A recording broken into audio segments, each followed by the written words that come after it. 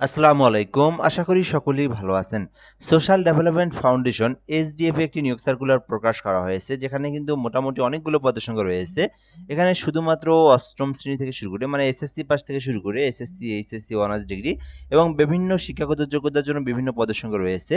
তো আজকের এই ভিডিওর মাধ্যমে আমি আপনাদেরকে এই নিয়োগ সার্কুলারটি নিয়ে পড়ে শোনাবো, বিস্তারিত আলোচনা করার চেষ্টা করব। যেখানে পদের নাম, শিক্ষাগত যোগ্যতা, আপনার শিক্ষাগত যোগ্যতা অনুযায়ী আপনি কোন পদে আবেদন করতে পারবেন সেই বিষয়টা কিন্তু আপনি এখান থেকে ডিসিশন নিতে পারবেন।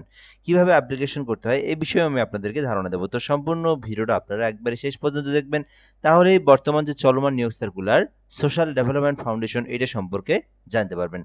গুরুত্বপূর্ণ আরেকটি বিষয় আপনাদেরকে বলে রাখি, যারা ভিডিওটা আমাদের ফেসবুক থেকে দেখতে চান, জব প্লাস বিডি থেকে, যদি আপনি নতুন হয়ে থাকেন অবশ্যই ফলো করে রেখে দিবেন। আর যদি আমাদের চ্যানেল থেকে দেখে থাকেন, এম আর রাইহান হাসান এই চ্যানেল মানে ইউটিউবের মাধ্যমে দেখে থাকেন, যদি নতুন হয়ে থাকেন সাবস্ক্রাইব করে রাখবেন, তাহলে কিন্তু বাংলাদেশের সকল সরকারি নিয়োগ সার্কুলারগুলোই কিন্তু আপনি আমাদের মাধ্যমেই জেনে নিতে পারবেন। এই ছিল মূলত বিষয়। প্রথমত বলা হয়েছে সোশ্যাল ডেভেলপমেন্ট ফাউন্ডেশন এসডিএফ এর গণপ্রজাতন্ত্রী বাংলাদেশ সরকারের অর্থ মন্ত্রণালয়ের আর্থিক প্রতিষ্ঠান বিভাগের অধীনস্থ একটি স্বায়ত্তশাসিত সংস্থা, যেখানে বলা হয়েছে 2000 সাল থেকে গ্রামীণ জনগোষ্ঠীর দারিদ্র্য বিমোচন বিভিন্ন ধরনের প্রকল্প বাস্তবায়ন করে আসছে। এরই ধারাবাহিকতায় বিশ্বব্যাংকের ঋণে এবং বাংলাদেশ ব্যাংকের আর্থিক সহায়তায় এসডিএফ 5 বছর মেয়াদী নিয়োগ দেওয়া হয়েছে। অর্থাৎ এটা কিন্তু যে প্রকল্প, যেটা এটা কিন্তু 5 বছর মেয়াদী একটি প্রকল্প, যেখানে বলা হয়েছে যে চট্টগ্রাম সিলেট বিভাগের প্রায় 10টি জেলায় বাস্তবায়ন করছে। অর্থাৎ আপনার যে কার্যক্রমটা হবে, আপনার যে কর্মস্থল হবে, এটা কিন্তু বাংলাদেশের 10টি জেলা, সেটা হচ্ছে চট্টগ্রাম এবং সিলেটের বিভিন্ন জেলায় হতে পারে, বিভিন্ন বিভাগের মধ্যে যে কোনো জেলাতেই হতে পারে। এখানে বলা হয়েছে যে বাংলাদেশের প্রকৃত নাগরিকেরা আবেদন করতে পারবেন, মানে বাংলাদেশের যে কোনো জেলার যে কোনো প্রার্থী আবেদন করতে পারবেন, অনলাইনের মাধ্যমে আবেদন করতে হবে। এই ছিল মূলত বিষয়। তো এখান থেকে আপনারা বুঝতেই তো পারতেছেন, মানে বাংলাদেশের যে কোনো জেলার যে কোনো প্রার্থী, ছেলে মেয়ে উভয় কিন্তু আবেদন করতে পারবেন। প্রথম পদের নাম রয়েছে প্রধান কার্যালয়ে নিয়োগ দেওয়া হবে special community finance and livelihood. তো এখানে কিন্তু 45 বছর পর্যন্ত আবেদন করা যাবে, আর বেতন ধরা হয়েছে 1,60,900 টাকা। শিক্ষাগত যোগ্যতার কথা বলা হয়েছে, আপনি যদি বাণিজ্য শাখা থেকে যে কোনো একটি বিষয়ের উপর লেখাপড়া করে থাকেন, বাণিজ্য, ব্যবসা, শিক্ষা, ব্যবসা, প্রশাসন, অর্থনীতি, ডেভেলপমেন্ট স্টাডিজ, এই সাবজেক্ট এইরকম যে সাবজেক্টগুলো রয়েছে, যেমন অ্যাকাউন্টিং হোক, ম্যানেজমেন্ট হোক, তারপরে ম্যাথমেটিক্স বা এগুলোর মধ্যে যে কোনো ফাইন্যান্স এগুলো থেকে যদি আপনি লেখাপড়া করে থাকেন, মাস্টার্স পর্যন্ত কমপ্লিট করে থাকেন, তাহলে আপনি কিন্তু আবেদন করতে পারবেন। ঠিক আছে? আর এখানে বলা হয়েছে যে মিনিমাম 10 বছরের কাজের একটা অভিজ্ঞতা থাকলে আপনি আবেদন করতে পারবেন। এছাড়াও রয়েছে রিজিওনাল ম্যানেজার, যেখানে কিন্তু 42 বছর পর্যন্ত আবেদনটি করা যাবে। শিক্ষাগত যোগ্যতার কথা বলা হয়েছে, ব্যবসা সংক্রান্ত যে কোনো একটা সাবজেক্টের উপর যদি আপনি মাস্টার্স পর্যন্ত কমপ্লিট করে থাকেন এবং মিনিমাম 7 বছরের চাকরির অভিজ্ঞতা থাকে, তাহলে আপনি regional manager community finance and livelihood এইটাতে আবেদন করতে পারবেন। এছাড়াও রয়েছে 3 নম্বরে regional manager environment and social, যেখানে কিন্তু 42 বছর পর্যন্ত আবেদন করা যাবে। শিক্ষাগত যোগ্যতার কথা বলা হয়েছে, আপনি যদি বিএসসি ইঞ্জিনিয়ারিং করে থাকেন, সিই অথবা সিই নিয়ে, তাহলে আপনি আবেদন করতে পারবেন।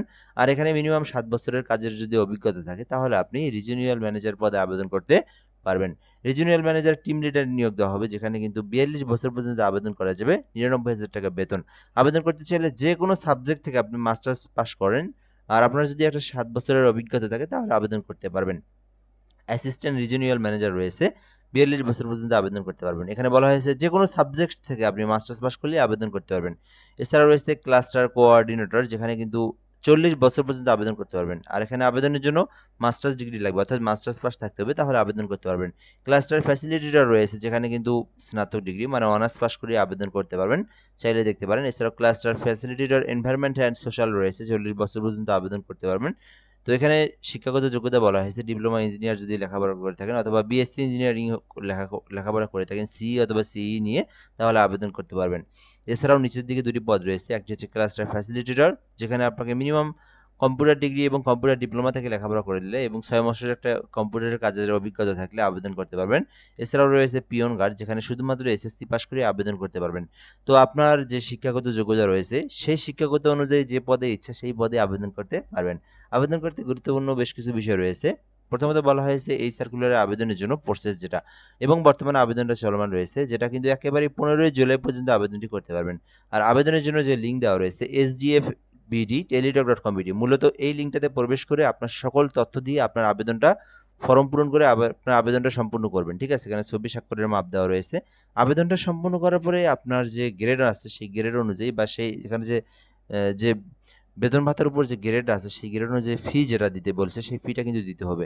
যেখানে বলা হয়েছে ১ থেকে ৬ নম্বরে আবেদন করলে ৳২২৩ দিতে হবে এবং ৭ থেকে ১০ এর মধ্যে যেকোনো পদে আবেদন করলে আপনাকে ৳১৬৮ সরকারি ফি যেটা এটা কিন্তু পে করতে হবে। এবং পে করার প্রসেসটা হচ্ছে SDF BD space user ID লিখবেন। তারপরে টেলিটকের যে নাম্বার রয়েছে 16322 এটাতে সেন্ড করে দিবেন। সেন্ড করলে পিন নাম্বার দেওয়া হবে। তারপর আপনার আবার ওই পিন নাম্বার দিয়ে 16322 নাম্বারে সেন্ড করলে আপনার আবেদনের পেমেন্ট কিন্তু সম্পূর্ণ হয়ে যাবে। তো চাইলে এই আবেদনটি করতে পারেন। বর্তমানে আবেদনটি চলমান রয়েছে সরকারি স্থায়ী একটি নিয়োগ সার্কুলার। আ আপনার দুঃখিত, এটা কিন্তু একটা সরকারি একটা প্রকল্পের নিয়োগ সার্কুলার যেটা হচ্ছে সোশ্যাল ডেভেলপমেন্ট ফাউন্ডেশন SDF এর একটি নিয়োগ সার্কুলার।